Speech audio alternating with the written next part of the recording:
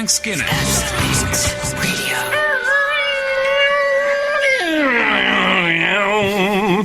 That was the Suzuki's Personal Patrol. I love it. What about that?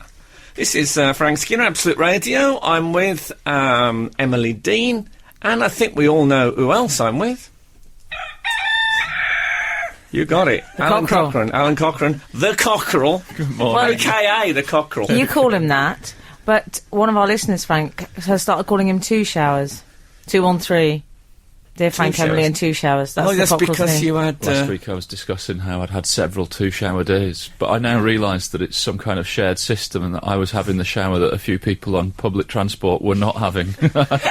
There's been a few smelly ones in the last week, but that's the joy of public transport. It's like travelling in is there joy? It is. It's like, I think it's like a mobile cheese shop. You just get on in... And I find it that people on public transport, it's not that they just smell in the normal way. I find it gets on my chest. It's an interesting way of putting it. New way of putting it. It's like Vic Vapor, Rob, but, you know, for people who like bad... Anyway, that's not meaning that they're bad people. They're just in a rush, that's all. If you want to text us about anything, we're on 8 12 15. Yeah, it's just, you know, it's only digits, but to us, it's a life force. Yes, and there's apologies in the paper today from Rupert Murdoch. We are sorry. Oh, is that who it's from? I thought it was an ex of mine or something. I didn't realise. Yeah, it's... I love it. Yeah, I like the apology. I always think my way has always been if someone apologises, that's it then, the slate's clear. So I'm thinking, OK, that's enough. End of affair for me. Right. Oh. Yeah, just get off his back. He's an old man. I think you are swimming against the tide of public opinion. I know, he likes doing that. Me and Jeremy Clarkson in a sort of synchronised swimming team. Can you imagine that? Or imagine how curly his hair gets when wet. Well, he must look like some sort of... one of those poodles they use for guard dogs. Not a miniature, but the one they use for guard dogs. Very tight mop on the top of the head. I don't think I've ever heard of a poodle guard dog. Have you not? No. What, they were fighting dogs originally, the poodles. Oh, I mean, we've domesticated them into wimpishness, but they were ferocious beasts, the poodles. Is this true? I don't know anything about poodles being ferocious. Yeah, I'd happily have Clarkson as a guard dog, wouldn't you? Yeah, well... He must be good for something. Quite scathing, the Cockerel this morning. He's a successful author. Not a fan. So, Mr. Murdoch he's been keeping fit. Well, did you see that? I did. That was the big news, really, for me of the week. Rupert the big Murdoch shocking news. In tracksuit. Yeah. Rupert Murdoch in shorts. With a veiny calf poking through, like an old chicken breast. Oh, I never saw the shorts first. Did you not? The shorts! Not only did he have shorts on, but he sat in the back of the car, and for some reason, his legs were as far apart as a man's legs could be. No. It was almost like I still have power. Right. I'm 80 and I've closed the newspaper, but get a load of my power here. I bet that was a public transport moment. Yes. I noticed all the windows was open. The driver is actually subtly wearing breathing apparatus. I didn't like the photos. As well. I found them disturbing. Yeah, but it's all... He was being propped up like Weekend at Bernie's. It really upset me when he was running through Hyde Park. It was clever. It was all very clever stuff. Oh, was what it? He's cashing it. He's such a clever manipulator. Yeah. What he's done He's going Clarkson again. Yeah, he's thought to himself, you know, you have that saying, don't speak ill of the dead. And he thought, I can cash in on this. I can cash on this with some overspill. Not necessarily not speaking at all, but don't speak ill very much of the near dead. So I'm going to push my near deadness to the British public. I'm going to expose it. And it was quite shocking. I did think, I don't know if I can carry on being nasty about a man who really is dabbling with mortality at that level. 1 foot in. Yeah, definitely. Or at least 1 foot. I had an awkward time because I saw the photograph of him in that shell suit and I caught myself thinking, oh, I quite like that. What does that say about him? It's bad enough that a few weeks ago I was admiring Andrew Marr's jeans and now Now I'm admiring Rupert Murdoch's tracksuits. Well, I would hold fire, because it'll almost certainly be in a charity shop in the next 2 years. Yeah, where does he live? I could start rummaging. Exactly. What's next? Jeremy Clarkson's blouson leather jacket. God. But I think it's all right for an old man to wear Frank, sports. it's so not all right. Oh, It's no, not- it is. And no baseball caps either. It's like some Oklahoma tramp. So wrong. I think there'll be a point where I only wear leisure wear. I just wear velvet tracksuits or velour, like a sort of one of the ageing Sopranos. Well, I'm getting on a bit. Are you telling me now that my trainers with wheels are unacceptable?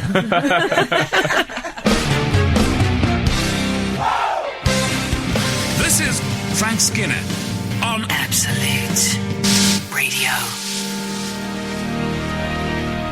That's The Captain by, what they're called, Biffo the Bear. Remember Biffo the Bear? Yes. He was on the cover of the Beano. Suddenly, it's Dennis the Menace. Nothing. Yeah. Apparently, they found him on his holidays.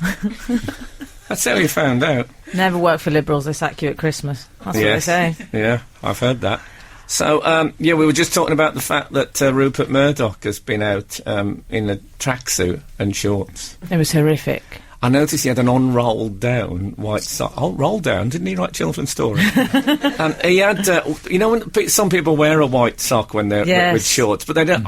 What I do is I roll them down a little bit. So I like to take I know a what sort you of, mean. yeah, I like a Japanese schoolgirl look to me. It's a slightly déshabillé effect. I like that. Well, I think it softens the line between my thin lower leg and the sudden bulk of the trainer. Yeah. I like to break that down with a bit of a ruffled sock. He's pulled them up to their full extent. Oh, really? Yeah, and that's wrong. I mean, they're probably keeping the veins in place. I was thinking maybe he's on a long-haul flight later that day. Yeah, well, he might be. I think when you're 80, life is a long-haul flight. I think it is. I think thrombosis hovers over you like a buzzard. Yeah. So It's gone box fresh, though. Everything's box fresh. is it? Didn't smell like it in that car. It's Tupperware box fresh. When the sandwiches have been in for 3 days. Talking about suitable attire for octogenarians. Oh, God, that's a fabulous link. Let's just bask in that a little while. Put some sun cream on. We've had an email in, Frank, from Simon, who sends it to Mr. Skinner, Miss Dean and Captain Cockerell. Finally, a military position. Yeah. Now, do you remember last week, Frank, we were talking about the acceptable number of buttons open on a man's shirt? Well, I was specifically. Yeah. I was trying to change the subject, but you wouldn't have it. No, I really wouldn't.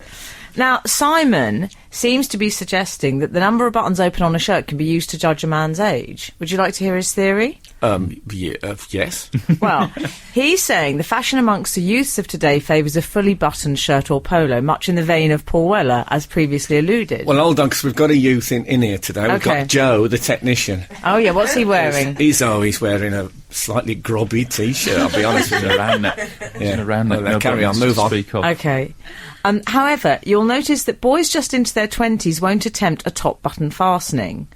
Again, a chap in his 30s can, without much social comment, it's Peachy Woodhouse, It's good, isn't it? go for a two-button open stance. Taking into the 40s, you'll all have experiences of men a little past their prime, rocking the three buttons open. Well. Taking this to its natural conclusion, I bet that Mr. Skinner and Captain Cockerell have frequented many a bar where there'll be a man, late 60s, early 70s, propping up the bar with at least 6 or 7 buttons open. Is that true? The older you get, more buttons? I mean, I sort of picture the Elephant Man.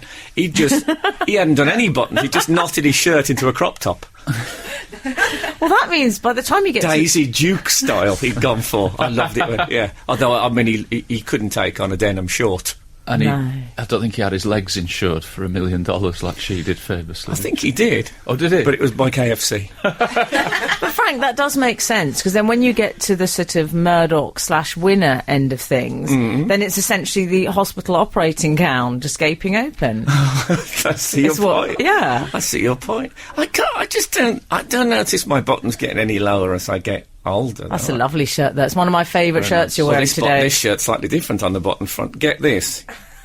Oh, Frank! Oh my God, you've gone winner. Webcam moment. Webcam moment. Yeah, I have to tell the people at home that these are just like press studs. So I just tore the whole thing apart. It was a bit of a. I think it was a Rupert moment. I'm just buttoning up again now. Well, I don't know if I fully qualify. I've decided from now on I'm only going to wear shirts with laces. You know those Oh, ones? like the sort of kit thing Like they used the to have. like the in Lone 90s, Ranger used to have. Yes. I mean, those shirts, why haven't they caught on more? They're much better than a button. Don't you think? Not really, no. Oh, I's fine, especially if you're having your photo took with a koala. They've got something to grip onto, whereas with a button, they don't know where to... You notice that? The small black... You know, it looks like a small black gloved hand on the koala. And they're reaching... And you don't want them to scratch flesh, because they've all got chlamydia. I don't know if you know that. You can look that up. It's true. Google it. Every one of them has got chlamydia. Don't look at chlamydia. me. Don't look at me. That was there when I arrived. What's it? What is it? Syphilis? Is it syphilis? I don't know if you can say that. Let me have a look. Oh, don't split hairs. No, you can't. You can't say that unless it's a reference to the fruit. It says. I think that's is that a misspelling? Anyway, what was we talking about? Oh yeah, so I'm going to go. Koalas having chlamydia. Can you buy? You know, you can go in and buy a Cell phone in? shoelace. You know, when you go in and say, "I'd like a pair of shoelaces," because I broke a shoelace, and No, you can buy yeah. shoelaces separately. Can you buy shirt laces for those shirts? Because no one wears those, Frank, except for Brotherhood of Man back in the 70s. No, but I'm going to bring it in. Pirates. I'd love to go in and say, "Have you got any shirt laces?" I might try that today, 'cause I'm shopping for clothes. Got any shirt laces? I broke a shirt lace the other week. I had a very proud moment. I thought it was a proper stud. I'm going to try it. Anyone there who sells shirt laces in their shop, give us a bell. I'm in for, let's say 24 pairs. This is Frank Skinner Absolute Radio. Oh, we're having some sort of technical hiccup.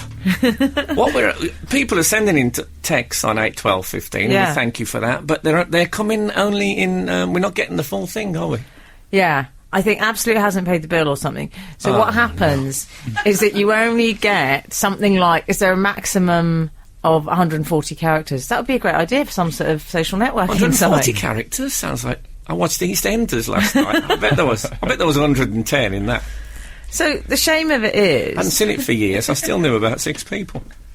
Beale's place, still there. Yeah. Still It's not doing moved well. on, has it? Someone had driven into it. I mean, I missed that, but I could see the aftermath. Carry on.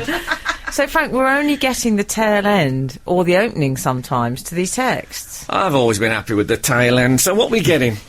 Give us an example. I'll work it out. I think you can work... It's a bit like working at the British Library when they find a fragment of an old manuscript. Piecing Okay. it together. Let's hear one. Okay, so, for example, orc out the advantage it has over flies. Any ideas?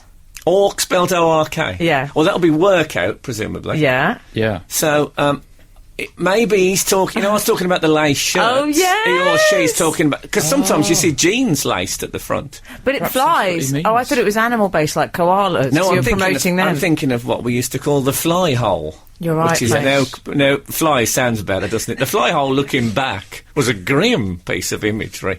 Oh, I've opened my fly hole. What? So it's surrounded by...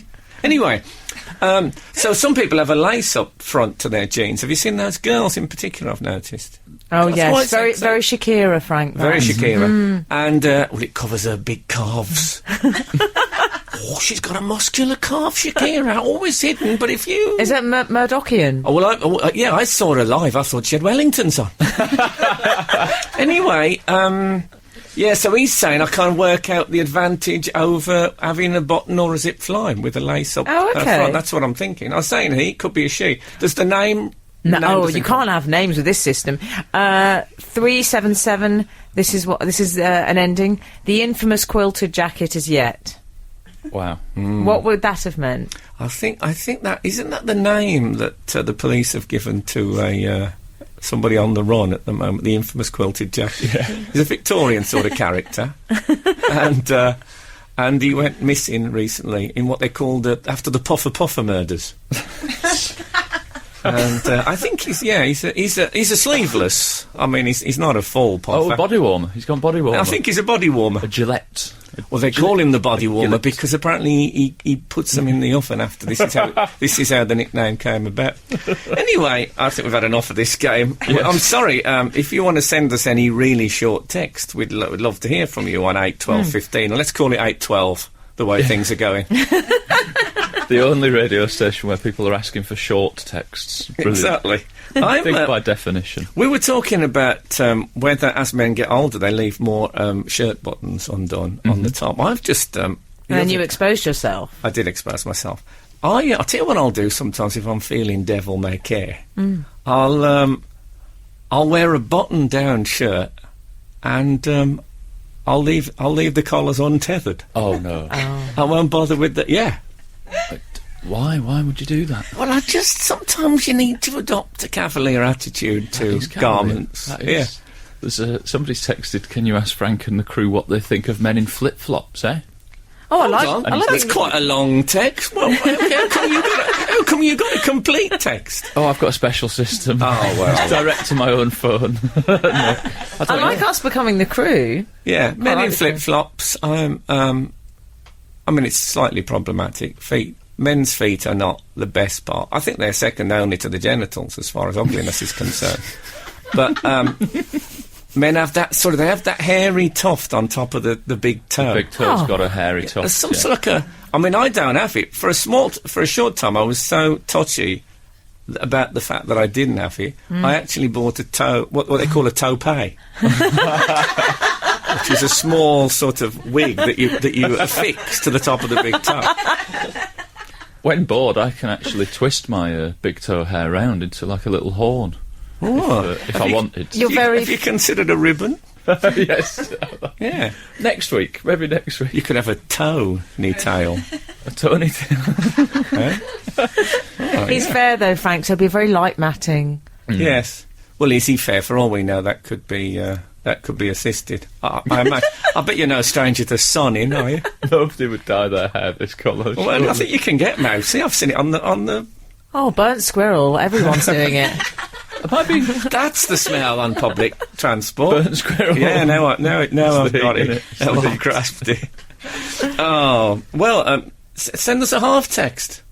Let's enjoy that. Frank on Radio. Frank Skinner on Absolute Radio. Absolute Radio. By the way, as our texts have gone a bit wonky, you can email us. There is an email option. Yes, it's studio@absoluteradio.co.uk. Oh, I don't like it. Don't you? Forget about it. Studio. That's rubbish. What is it? Frank, What is it again? studio@absoluteradio.co.uk. Don't bother. Frank, don't say that. Studio? Well, is that the best thing? What is it? We're going to cut hair? However, one happy byproduct of this text debark, I'm calling it a debark, is that we're only getting half of what I felt might have been a slightly misogynistic text message. Well, that was a close one. How did it Well, begin? it says, I'm not even going to give his digits, because I'm going to spare him this. He starts by saying, I was in a club over the weekend and I saw a fat bird at the bar. Oh, no. Then it says, I walked up to her and said, fancy a dance, love? Ooh, that would be nice. She replied, and that's all we've got. You see, I'm hoping that it then went, oh no, hold on a minute, what am I saying? Yeah. Is this what my life has become, a series of misogynistic anecdotes trying to amuse? I'm sorry, I apologise, I'm sorry. And then sign off. But we've missed his big reformation moment. Yeah. Oh, well, that's... he can't even be concise in his misogyny. That's a shame, isn't it? I'm not... Unless it was Clarkson taking 2 minutes off from the guard dog duties to send a bit of one of his classic misogynistic texts. I just hope, for his sake, a burglar hasn't come over that window, that wall where he was standing. Yeah. Just where the barbed wire stops, he just covers that section. No, we'll see how it goes. Sorry, Alan. I was about to impart that I feel a parallel. There's been a story this week, and as you know, I'm not particularly show busy, but I have a parallel story. Sharon Osbourne. Yes, Sharon Osbourne. Sharon Osbourne of the Osbournes fame has been reunited with her £200,000 stolen wedding ring. And guess how? A brilliant bit of the story. Her daughter, is it Kelly? Kelly Osbourne. She apparently was watching Crime Watch and recognised her mum's wedding ring. I love the idea that she watches Crime Watch. I just like the idea. I like the idea that at the end when they say, remember, don't have nightmares, and then she turns the telly off and realises that she lives with the Osbournes. Well, I'll try my best not to. But she... she's not a wild child anymore. She's staying in. Right, Clearly. maybe. In the old Cup of days, tea. she would have been out partying when that was on. They'd never got that ring back. Yeah. Well, she got it back, but I have almost an exact parallel of Can this I story. say, before you tell us this, that I remember, I can tell you when it was about 2004 when it went missing. Oh, really? That ring. I know, because I did a joke at the time saying that they could easily, because it was a diamond ring, they could easily replace it. All they had to do, this was obviously when Kelly was a bigger girl. Oh, So yes. I've condemned this man for his misogynistic text, but this is a bit about being Okay. overweight, because I said that if they want to replace it, they could always sneak a large piece of coal under Kelly's mattress. Hang. Now, to know that, you have to know how diamonds are formed. So I thought the fact that kind of scientific element rescued it from just being a joke about being fat. I'm not sure that's true. I'll let you have that. But it was 2004, or as Sharon Osbourne calls it, 3 faces ago. How great that she was watching Crime Watch. My mum's boyfriend was actually on Crime Watch in Reconstruction. Oh. He's Yeah. an actor. Was it? Oh, he was, okay. No, it was a reconstruction at an art gallery theft. He played a security guard. It's not King Lear laugh, but what can you do? There's the bills. Well, exactly. None of us have achieved quite what we thought we'd achieve in our careers. I speak only for myself. Anyway, I want to hear Alan's personal anecdote. I have an almost exact parallel of this story. It wasn't my mum, and it wasn't a £200,000 Tiffany wedding ring. It was years ago. It's a big almost, isn't it? It's almost exact parallel. Years ago, my wife cycled into work in central London when we lived here and got her bicycle pinched, stolen. She's devastated. What, from under her? No, from a bike rack outside. Oh, okay. Always use 2 different types of lock listeners, 2 different types, a D and a cable. That's the way forward. You get tips on this show as well. It's not all helping. What we call banter. So she got her bike stolen. A week or 2 later, I thought I'll go and buy her a bike, and I went into a second-hand bike shop called Recycling in Elephant and Castle. I think I can name it. That shouldn't be a problem. Unless you're about to suggest they're receivers of stolen goods. I absolutely am. Oh, well, then I found her bike. Hold on, I have to find a legal way around this before you say this. It's a fact! It's a fact! I know, but we can all fall prey to... They wouldn't have known, obviously. No, and in fact, the person had given ID. Apparently, it's a... Exactly, they were completely innocent at Recycling her Elephant bike. and Castle. Can I make that clear? Well, Oh, dear. there was a moment where I said to him, I think I know this bike's owner. My wife's had it nicked, and I said, I'm going to go home and double check. And I said, you're not going to sell it while I'm gone, are you? And he went, well, if someone wants to buy it, I will, yeah. Oh, no, so you're painting them badly again. Yeah. Can I say they're lovely people? But he this did shop. not. He did not No, sell he it. didn't, you see. And, I mean, we all lapse. Yeah. And there was a great moment. We phoned the police, and the policeman was like, right, I'm going in. And he went in and got it back, and then we had to struggle to get it back off the police. It Oh, was- they love a bike, the police. I don't know if you've ever seen the pyramid formation. Well, that's a lovely story of... Yeah, I'm rarely a hero, but in that story I was. well, I don't know, hero, I might be pushing it a bit. Really? God, are you what Bonnie Tyler was waiting for? Yes. A man who buys second-hand bikes? I think not. We only have this excellent. This is Frank Skinner Absolute. Radio. That was Somebody Told Me by The Killers. It kind of crept up on me there.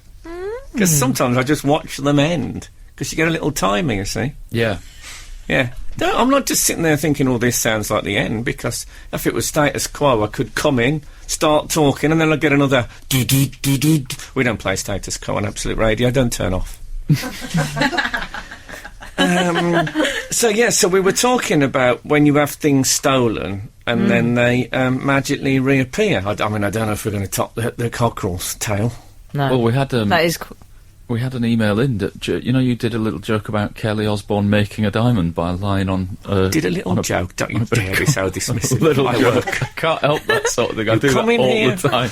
I always say to people, "Oh, I liked your little story." Oh, yeah. You're semi. You did a semi joke about... that'll be the next. He's very reductive. Yes, the I did cockerel. refer I am, to sorry. the fact. In case you just tuned in, very briefly, the diamond was lost by Sharon Osbourne. At the time, I'd said you could put a piece of coal under Kelly's mattress. She was overweight, and that the pressure would have created a diamond. That was it. Well, Not proud of that joke, but there it is. You went a bit what I call 235. 235. What It's does a that reference to the man who texted in. mean? Yeah, okay. Yeah, well, you're right. Well, somebody has emailed in, Frank, just to let you know you missed one thing from the joke. Diamonds can only form at high pressure and temperature, approximately 900 to 1300 degrees C. Is that Celsius or centigrade? I don't know. Anyway, he's a clever boy, isn't I'm he? going We like- Celsius. I like that. I like it when they get technical. I had factored that in because I don't know. At the time, she was drinking a lot, Kelly, and her bedwetting was. It was sulphuric. It was absolutely sulphuric. I mean, she had that relationship with the Phantom of the Opera, and after that, he had to wear a half mask. We won't ask what they did, but that was that. I had a diary that was in my handbag. My handbag was stolen, and the diary was returned to me. But here's the bad thing: the diary. It was at a time when I was going through a messy breakup at the time. Oh yeah, Yeah, and my that narrows it down. yeah, thanks. Sorry. And my shrink, yes, I've had a shrink, advised me I should really express my feelings, and so it was. Did you fall in love with your shrink the way look on The Sopranos? Was it a bloke? No. Oh. No, it was a bloke, but I didn't fall in love with him. Okay. What I'm asking is, was your shrink fit? No. So, Frank. Oh, God, now I've got the joke. I've had an idiotic eureka moment. So, anyway, it was kind of rantings of a mad woman. It really was, this diary. Fair enough. The handbag was stolen. I thought, oh, that's really sad. Then I got this phone call from a friend who said, look, this guy's found your diary. And I said, well, why have you called me? He said, oh, my number must have been scrawled somewhere in it. I don't know why. Anyway, I had to go around to this guy's house. He'd obviously read the entire diary to get the phone number. No. Yeah. He looked at me. It was like a sort of prison warder giving you the last death row meal. It was like wary pity, the look that he gave me. You can't be sure that he read it. He must have, Frank. It was right in the middle of the number. Yeah, but he might have just started, got a couple of pages in and was repulsed. That's a possibility. Well, I had that. This isn't a stolen; it's a lost, really. But it was something that I tried. Yeah. And I don't know if you ever had. I wear contact lenses. I don't mind owning up to that. Yeah. And I was messing about with one, and it went. And I looked down. I looked. Sometimes they'll lodge in the fold of a sweater for a month. Anyway, I couldn't find it anywhere. I thought maybe it's gone down the sinkhole, right? Yeah. Not the fly hole, the sinkhole. So I thought, well, that's that. So anyway, that night I was wearing my spectacles and I was sitting and I thought, what's something in my eye? And I winced, and this contact lens folded in two, emerged from the back of my eye. It had done a sort of a lap of honour around my. It came back swathed in aqueous and victorious humour, like a British athlete swathed in a Union Jack after a gold medal performance. And I thought, God, there must be quite a bit of room behind the eye that you don't know about, that things can what get else there. is back there? So, yeah, it could be, I'm always looking for storage opportunities. So, what you could have is a series of different coloured lenses, and you could get them to come round on like a sort of a carousel. So people are talking to you, they look away for a second, suddenly you got blue eyes. Like Paris Hilton. They look away, cat's eyes. Yeah. They look back, two pool balls. Back again, ring of fire. So I had a go. I had a go at trying to get a scallop under my eyelid. You know a scallop? Yes, I know. A raw scallop. I tried to get one under my eyelid to see if it would go. Because I thought it would be absolutely brilliant to be sitting with someone and suddenly to take a scallop out of your eye. Because I'd think it was some sort of head matter coming out. But it wasn't even go close. Wouldn't even go in. Wouldn't get anywhere. Surely it's too big, a scallop. Well, it started. I thought they're quite spongy, but it started to disintegrate. If you're rough with them, right. So if you're thinking about trying that at home, I think you're going to have to. It's going to need a couple of minutes in the frying pan to give it some sort of a hardened firmness. Yeah, to give it some firmness. No, I don't know why I told that terrible story, but at the time it felt quite exciting. We had an email from a bloke, didn't we, about What was that about? Well, that one we had- we had one in the week, which talking I about the really cockerel? liked. Yeah, about the cockerel. He was talking about the cockerel. He says he's a long-time podcast listener, Okay, first-time correspondent. lovely. He says, has the cockerel sound effect been purposely recorded to sound like the bird is actually saying Alan Cochrane? The syllables can scan perfectly, and whilst I'm no expert on the diction of poultry, I like that. Yeah. Very well self-novel. It strikes me as being representative of the sound such a bird would make if it were the Peter Dixon-esque announcer introducing Alan onto the fowl version of the show. Peter Dixon's the, Steve Brookstein, X Factor. Oh, okay. The X Factor. Well, I want to try this. I want to see if it does sound like the cockerel is saying Okay. Alan Cochrane. Right? Let's have a listen. Rubbish. No, that rubbish email was sent in from Graham Morrow, law costs draftsman. I'll tell you something that Graham, and I love Graham, but he does a joke in that, doesn't he, about the eggs He factor. says the eggs factor. And then he says, he does like a Badum Tish. badum tish. You know when Yeah. people you do a joke and they go, badum.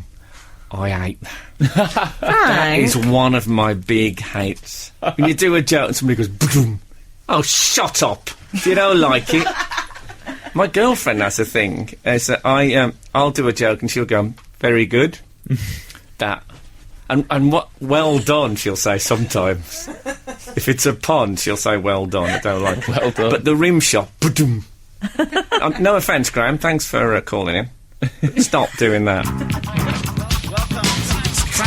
This is Frank Skinner on Absolute Radio. Frank Skinner. Absolute Radio. What do you do in a fade out like that? Are you supposed to let it just fade out, or are you supposed to talk over the top of it? I don't like instinctively talking over the top of... you know what I mean? I'm not at a nightclub shouting at people as loud music. One of my Like- favourite parts of this show is you editing the ends of songs. People don't... there's sometimes, because I get a big pile of CDs sent to me, and I listen to every one, because I was like, I'm proud of the fact we play some new stuff on Yeah. it. And if it's a long intro, I think, I'm going to have to bail out of this. I can't have this much intro on Absolute Radio. Whereas if it's not elbow, they're already sweating. Not elbow. Oh, he played something that wasn't elbow. Tell him I want to see him in the office. But people should do nice, clippy endings like that and get to the vocal early. That's my advice. Any would-be bands out there? Get to the vocal early, and when you're done, get out of there. The Skinner Book of Pop. There you go. See, they don't get that from Cal. You just get destructive criticism. I'm trying to raise people up here. Positive reinforcement. Have we heard from our magnificent listeners? Well, on we have. Studio We've got several / missives absolute. from Yeah, We've good. had Matt in Reigate has texted in, and there have been problems with the text, I'm afraid, just in that we're only getting 140 characters. So Matt So says... if you want to send us half the text, Yeah. it's on 8, 12, 15. knock yourself out. Matt in Reigate says, can I have some kind of voucher for the cost of my previous text and for having to send this one? He's also said... I think we can work that out, can't we? Yeah. I think we should sort out an About absolute 4.5 pence. He needs to change tariff if he's that worried, I think. Yeah. We've also had a review of both your and Alan's outfits. What? Oh, because of From the Australia. the webcam thing. Yeah. This is actually an email. Can you believe that some people watch this show? It's, I can scarcely believe they listen, but that they watch. what It's have we beyond the done to call of world? duty. It's not. I'm not thinking we don't make it visual enough. Wow. Maybe I might. Although try- you did do the old I did undo the chest shirt. expose. Yeah, I might come about 20 to 10. I might do some rhythmic gymnastics. Have you got my ribbons, Lisa? Where am I? Can you get my ribbons? Yeah. Oh God, the cockerels use them for toe ties for his horrible hairy toe. Well, tops. that'd be something for the webcam, wouldn't it? Like would, hairy yeah. toes in Certainly. ribbons. So it's your turn to do chest expose next week. But we are quite. Well, he's already done the leg expose. Let's Well, not that's mention that. Put my shorts on. Well, in fact, yeah, Alan, it's another Alan, says, hey guys, loving the summer outfits, very British summer chic. Yes. Indeed. It's from Adelaide, Well, Australia. I'm wearing a short sleeve shirt, which is fair enough. But Alan is actually got shorts on. To be honest, in London today, it's not that warm, am I right? Do you know what? He's full on roadie at latitude. Is what he is. I've gone very casual. I'm sorry, it was this or a suit. There was no middle ground. You've gone post-casual. The way I've been packing, I've gone too casual, but I'm very comfortable. He's packing. I'll back him up on that. We've had a great email, not least because the title of it is eye storage. That's not haunting at all. I'm loving it. I'm loving it. This is in relation to you keeping contact lenses and other bric-a-brac at the back of your eye. Well, it was a failed attempt to get a scallop into the back of my eye. I once went swimming in a dam with a friend, and when she got out, she had a leech stuck under her eyelid. She was okay once she stopped screaming. And Pity, that would have made a lovely eyebrow. It would. And had it actually got purchase on the eyeball? I think it had got purchase under her eyelid. Her eyelid. Brilliant. I've since held a theory that our eyes have much more storage than we are aware of, as we were so surprised how big the leech was. I think that's true. I think we've got everything. I think if anyone else got any sort of more eye-safe stories, because that's what you could do. You could keep change maybe for the meter, like a pound coin holder. Yeah. If any children listening, don't put stuff in the back of your eye. Any adults, go for it. This is Frank Skinner on Absolute Radio. I've mentioned on this show before, I have a very poor sense of direction. I mean, virtually I don't have a sense. I get lost in buildings. You do. I have been lost in my own flat. Lost is an exaggeration, but I have on a couple of occasions come out the toilet and took the wrong turning. Honestly. So I've gone to the office bit rather than to the main lounge. Right. Anyone who's listening who's got like a blueprint of my flat at home. They're the people you're catering for. Well, they're the people I'm trying to keep sweet. Because they might be a bit, during the torturing, when they're trying to get my PIN number, they might just take their foot off the pedal a bit if I've been polite to them on air. Anyway, you can never tell in a full-face balaclava whether you're getting empathy or not, I find. That's the beauty of them, I find. Yes. Anyway, Google Maps has been something of a saviour for me. In fact, I wrote to them and said I once was lost, but now am found, was blind, but now can see. And I didn't know that you couldn't send Amazing Grace lyrics through the post in this country without... I wasn't fined, but I got a telling off. Yeah. The Postmaster General phoned me personally. Do you know him? Percy? Can't remember his surname. Anyway... I went up north the weekend with my girlfriend, and we had to meet some friends in a public house in Macclesfield. And I said, "Well, we'll go Google Map." So I got in the Google. Oh man, I can't believe it. It took us across fields. It took us across a farm, through a farm. We had to open a gate and go into a farm. Not this is all on foot, is not it? public footpath. We had to open a gate and go into a farm. Well, I'm never sure in a farm. There's firearms almost always. There are. And do you remember? And there's vigilante farmers. Well, there is. Do you remember that farmer who got burgled and and chased one of the burglars and chased him out? I mean, shot him 100 yards down the road. Tony something, wasn't it? Well, let's not name check him. It's the guy from the bike shop. I always thought if I was him, because he was in all the papers at the time, I would have had my picture on a sign that said "I live here," like they used to do with Alsatians, just to put people off. Anyway, so I was worried about that, and also there's the pig element that. There's a record of dead bodies being disposed of by being fed to pigs. You know that? Is that right? Yeah, I didn't think they had it in them. Oh God! Apparently they'll eat. They just chomp on an old lettuce leaf, don't they? No, they'll eat. My dad always used to say they even eat the teeth. Yeah. Pigs eat teeth. They eat everything. If you put a dead body into a pigsty, they'll finish the whole. They eat the teeth. You can't even be identifiable by your dental records. No. Well, you'd have to examine the pig's innards. The pig, or its. I see. I'm going to say it's excreta. You'd have to get a bit Gillian McKeith on the pig waste. Yeah, exactly. Let's move it through. So, I was worried about... I tell you what, something now, this is true. I had a pork scratching once I bought when I was living back in the West Midlands, and I could see what clearly looked like the H of a love-hate tattoo. You know the H, the forefinger, with the forefinger of the... Now, that could have been an optical... But how did that get in there? Obviously, somebody with a criminal record who has the love-hate thing, out of prison, gone to claim some money that was perhaps hidden, big argument with the farmer. Next thing you know, get off me, porky. And that's a line I think you've used a few times. Oh, yeah. Only last week. Anyway, so we went through the farm, and then we had to climb an electric fence. Frank, this sounds very ill-advised. I know, Kath was in heels, but by then we'd gone too far, you know what I mean? Yeah. Luckily I'd wore rubber sole shoes just in case. It sounds like a 70s public information film waiting to happen. Well, then it got me thinking, how powerful is an electric fence? I mean, is the idea that it's just a little bit of a buzz on the snout to keep the cattle or sheep, whatever, back? Or does it, will it take one out? I mean, you don't see... I've never seen an electric fence in the country with a big pile of cattle at the side of it. Sometimes you'll see a glass lampshade hanging with dead insects in it where they've hit the bulb and dropped. Yeah. I've never seen a big pile of farm animals next to an electric fence. So I'm presuming it wasn't a killer. Anyway, we had to carefully...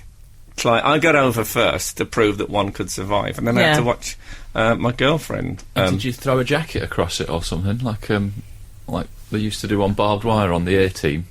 I don't know if that's that good, Alan. Would that work with an electric I fence? don't think so. No, I stood back with the my iPhone camera at the ready. I thought I was going to get one of those moments when there's a bang and you can see the whole skeleton showing through like an X-ray.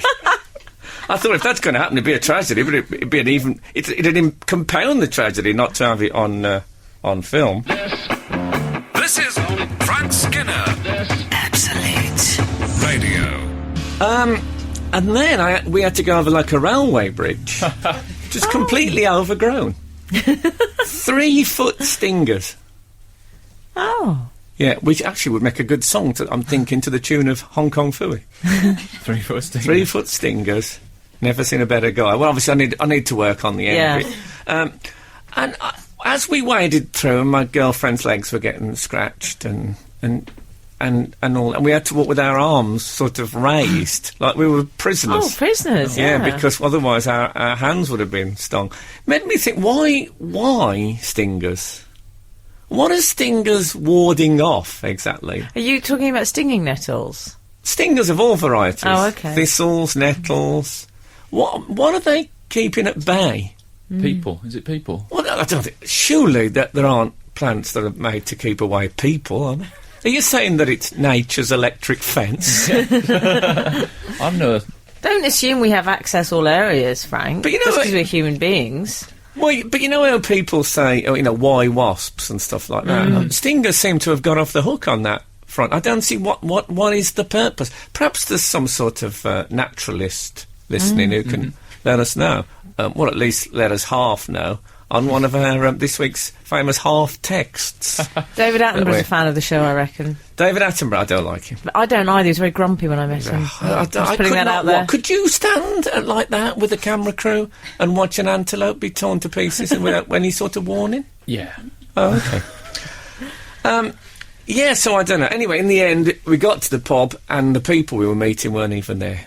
Oh, no. The whole thing had been rearranged. We hadn't been told. So we'd gone through this whole hazardous journey to this pub. And do you know, the bloke said, "Oh, Frank Skinner got me behind the bar doing one of the... You know when you have to pose, pulling a pint?" You didn't pull the pint. I had to do one of those photographs. Did you really? That was my Frank, reward for that journey. That's a bit Paul and Martin Daniels. Oh, man. Or a more recent reboot, the Barack Obama. Surely it's a Barack Obama. Yeah, well, I was waiting for I was waiting to push a tower of pennies into a blanket.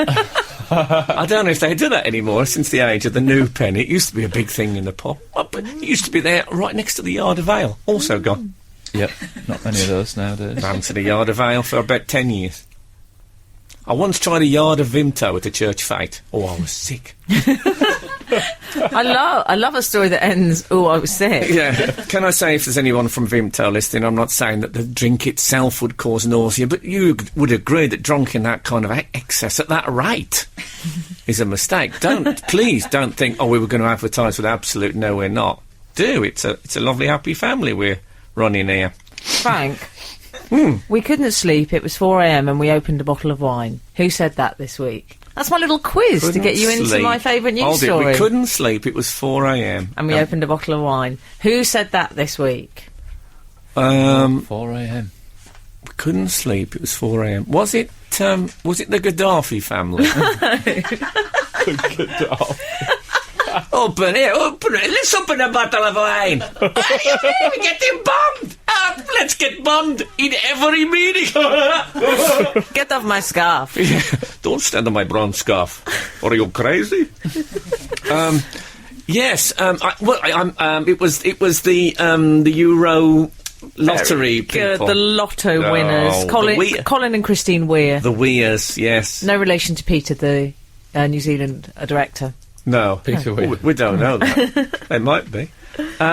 What a lovely couple they seem. Lovely couple. Jolly. Very jolly. I'm just saying they're jolly. They seem jolly. I know, you're right. I picked up the paper when it said, the caption on the picture I saw said, it said, Mr. and Mrs. Weir, and then in brackets, a massive rollover. I thought, no need for that.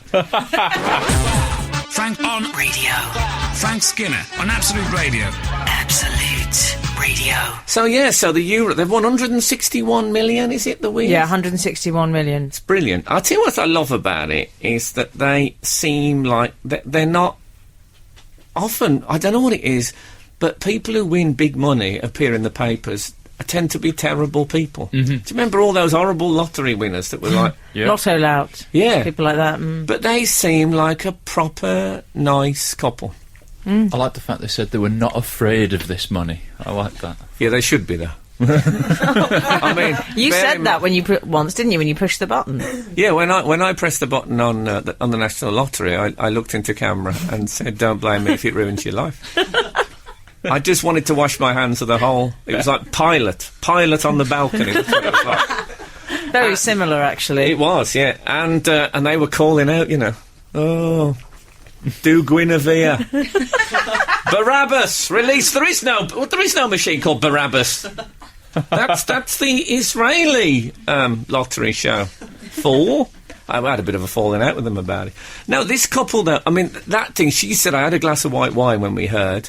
And she said, I only normally have that at Christmas. And that's what worries me, is that life could be Christmas for these two forever. Already. Are you suggesting it could all go at Central Reservation in Birmingham? Well, but that's a bad reference to something from my private life. I just think that Christmas is a time of... I mean, when you just don't, you think, yes, I'll have another one of those, thank you very much. I'll work it off in January. Yeah. And, of course, if January... isn't coming. I worry for these two, because they're a nice couple, and I want to put this in the nicest possible way. They look like they enjoy their food. No, I think they do, and I think I know I'm being nice about it. I'm just saying it's a temptation. I think giving someone 161 million quid it's a big step. That's all I'm saying. It's a lot of money. And yes. It does say in the paper they visit their fish and chip shop 3 times a week. It says it in the paper. Is that what it's... 3 times a week. See, that's going to go to 7. Though... It could be 7. It's not going to stop at 3. Well, they look like people... It's only finance keeping them back from it. It did worry me they were having the wine and Dawn was breaking. Took me back to the 90s, that. Is that her name, Dawn? Frank. No, looked a bit like Chris Evans in prosthetics. I think it's really a dangerous thing to give people. Mrs. Weir as well, she said we was tickled pink when we heard. That's lovely. What the best response ever to winning 161 But I like it, million 'cause I don't quid. think it is going to change them. He said that they're not even going to change car, and then she went, I am. So already the rift has started. She'll be going out with some 18-year-old bloke, give it another 6 months. Yeah, but he was brilliantly Scottish about it as well, because he said, oh, we probably wouldn't change car because what's the point in changing car if your car's reliable?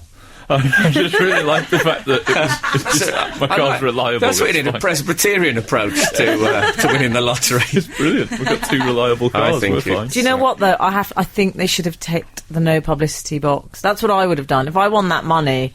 Partly because I wouldn't want people outside my dwelling trying to get a humble shot of it.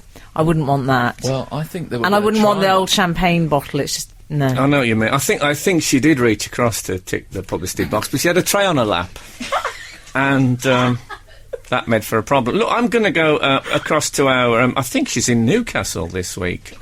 Sandy Ward, our Newcastle studio, with the travel. We only have this excerpt. This is Frank Skinner Absolute. Radio. Set Fire to the Rain by Adele. Adele, who's got, I was reading, has got her own TV show coming up. Has she? It's called Adele Fix It, in which people send in broken electrical items, and she mends them on the show while doing very moving torch songs. Oh. Yeah. Love the sound of Apparently, that. Alison Moyet did the pilot, and they dropped her for. Frank. That's not the way to treat people, in my opinion. Anyway, that's television. So, speaking of celebrity and all its manifestations, it's been a fabulous week for the Beckhams. Oh yes, Finally got a little girl. Yeah. Harper 7. I don't know when it was born, but you can't get round that, though, can you? It does sound like 7:30. Yeah. It does. But he did say apparently on his Facebook, which is I don't know if you know, it's a social network thing. You're more MySpace. Frank likes MySpace. I am don't you? MySpace. Me and the emo girls.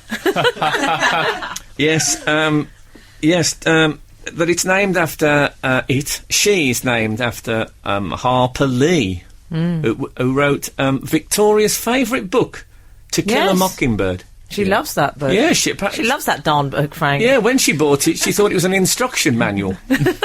Apparently, there was one keeping them awake at night, just on an adjoining telegraph pole.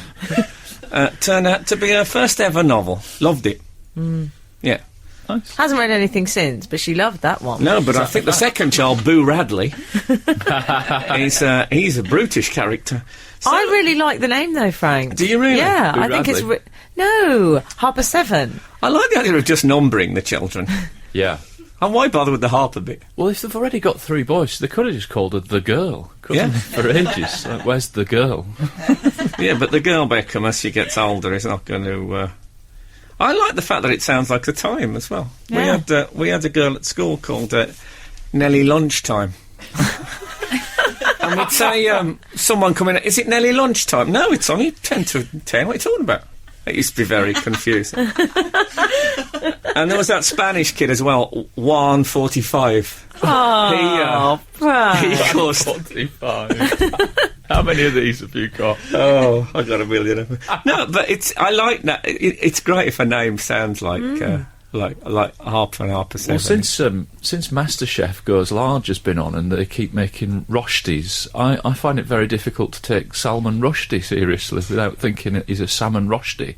I don't even know what a Roshti is. Is it It's like I think it's a grated potato. Oh, fried. yes. Yeah. potato cake? You can probably get a salmon rosti. Probably can get a salmon Roshti. Yeah. they're out again now. They went off the market for a few years. Back in vogue. Yeah, exactly. Justin Bieber. Frank. What? Yeah. Robbed a bank. That sounds to me. Oh, yes. Is That that- sounds like someone who's like. It's a bit like rob the bank, isn't it? Robbed a Yeah. bank. It's very clever what His he's done. parents surely saw that coming. They must, Mr. and Mrs. DeBank. Yeah, the DeBanks. Well, the DeBanks is what we're going to call him. They're a wonderful family, the DeBanks. What about Rob? No, but the problem is open. That was the name of the wife. The problem is that people are it sounds a bit like Rob the Bank, don't you think? Oh, no, don't think so. Oh, okay. Well, you know better than me. But interestingly, Frank, the Beckhams, they worked out the Beckhams are worth about 161 million, Right. and that's exactly what the lotto winners. So they're going to be as rich as the Beckhams now. Overnight? I know who I'd rather go on holiday with. Yeah. Yeah, because the Beckhams, I don't think they're fun. You don't look at them and think they're fun. Whereas the Weas, I bet you'd have a great laugh. Yeah. Bang. I think you would. I just think they look like nice, calm people. I hope that they banked the cheque at Santander and on the way out walked past the adverts with Lewis Hamilton and thought, we're richer than you now. I really Yeah. hope. Are they richer than Lewis Hamilton? Oh, well, he can't have earned as much as the Beckhams, No. can he? He must be. If they're rich, if they're as rich as the Beckhams, they're richer than Lewis. I'm so pleased for them. Yeah. I'm worried for Do you them. I'm going to say that again. I'm worried. not. Do you know why? What's People great? need counselling. If they win that much money, they No, can't, but can't just you leave can them to buy it. friends when you've You got can that buy kind of friends. money. Yeah, Buy you can anything. buy friends. You can buy pick and mix as well. That's all I'm saying. And you can buy the JCB to deliver it. What could you buy, though? That's a lot of money, isn't it? I'd just like the idea, if I had that much money, I'd just have Fabergé eggs in the fridge. Just Would you? Oh, in that little tray in the door. Yeah. That'd be fabulous excess. Bit of a Fabergé That'd be egg good. action. And when people are around, I'd go, do you want any eggs? No, they're probably a bit past their sell-by date. Oh, there'd be people round. Don't worry. If you're 161 million, that's what I'd buy a fortress. Buy a fortress, a standing army, and a false beard. Your life would be Just ruined. in I think case. these people need help, and if they want to give me a call, I'd be very happy to befriend them. I have already. Too late. Oh, okay, fair enough. Well, I don't. If I won that much, I don't know. I saw a very nice Torchwood box set the other day, which I thought it was reduced to 30 quid, and I thought it's still too expensive. If I'd won the 161 million, I'd have bought it there and then. What about that? It's a price-sensitive purchase, isn't it? Yeah. You're just 161 million shy of buying yourself that box. Yeah. It's a pity. It wasn't even the complete. I think it was only the first 3 series. Oh, no. Oh. Yeah, I might wait and see how it goes. I don't do the lottery, so it's unlikely I'm going to. I don't want the money. I want the money. Blood money, as far I as don't I'm want the concerned. publicity, though. Eh? I want people to think I've inherited it. Well, there was a bit of... before they were identified, there was a bit of local gossip. I was in our local station. Well, there was a period of their life when they weren't even identified. Yeah, just known as him and her, like the Beckham's daughter, the girl. And we were in our local stationery shop, and apparently somebody in the area of Manchester that I live had been into the bank and paid off their mortgage and said, I've won the lottery.